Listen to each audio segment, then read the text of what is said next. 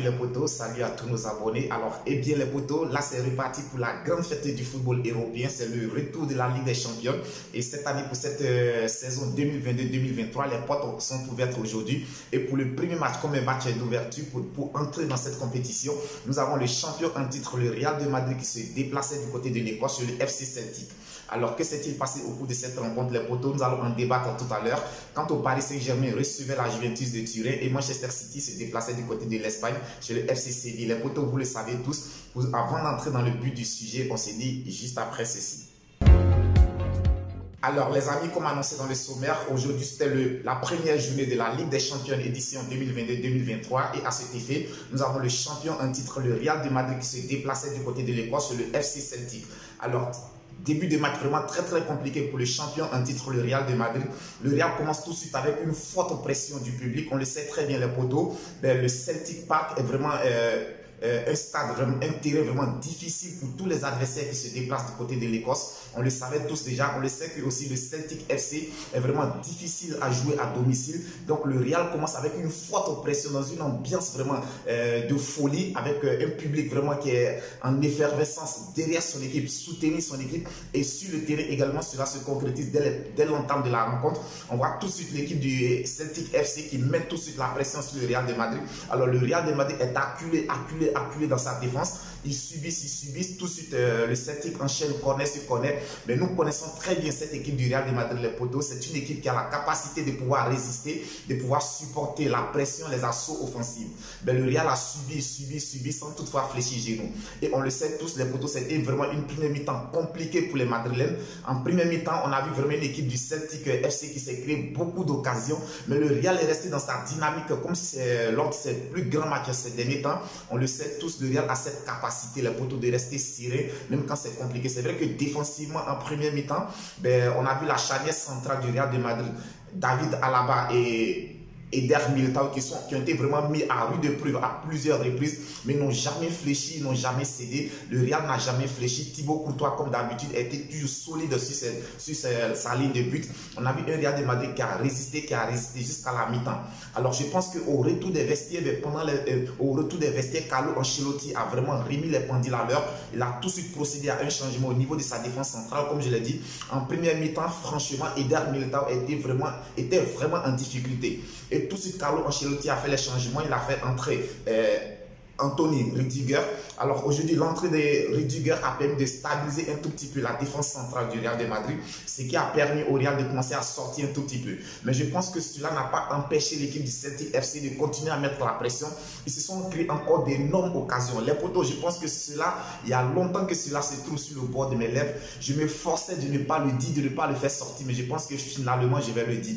Ce Real de Madrid, les potos, je pense que ce Real de Madrid joue avec une petite magie noire, parce que c'est pas possible. Pour toutes les personnes qui ont regardé ce match, on ne peut pas souffrir autant, concéder autant d'occasions sans toutefois encaisser de buts.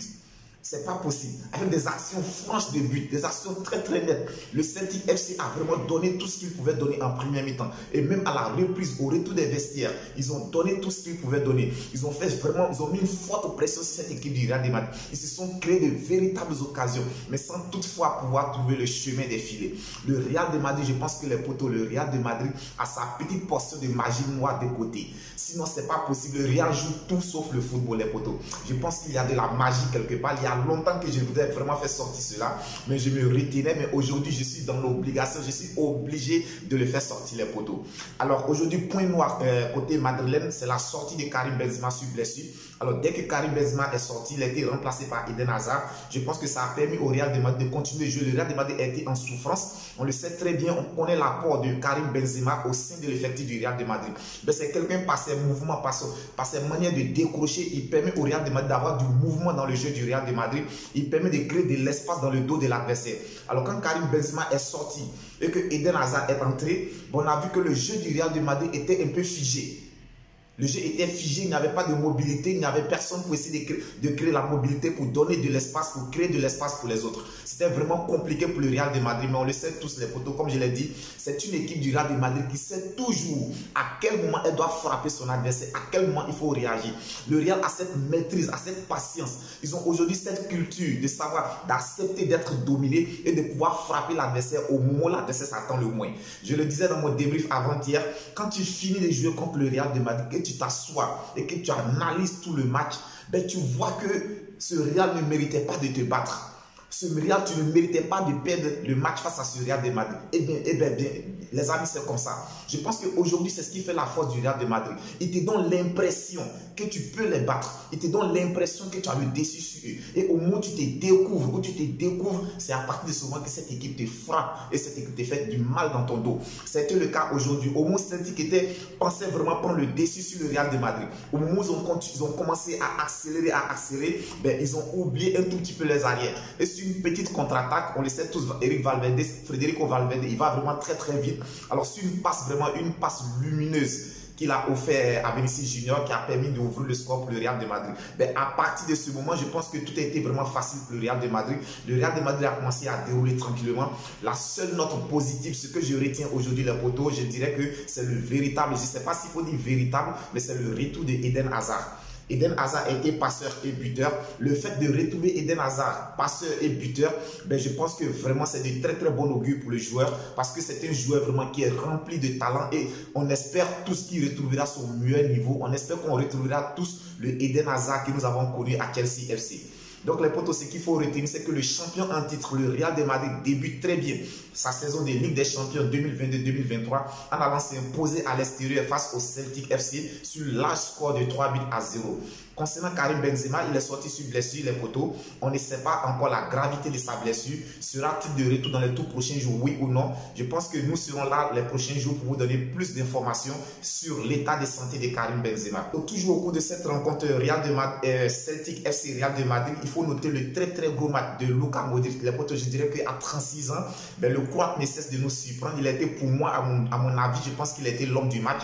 Quand on regarde le but inscrit par Luka Modric, les potos, on a l'impression qu'au niveau de sa cheville, la flexibilité, la souplesse au niveau de sa cheville, les potos, on a l'impression qu'il n'y a pas d'os dans les pieds de Luka Modric.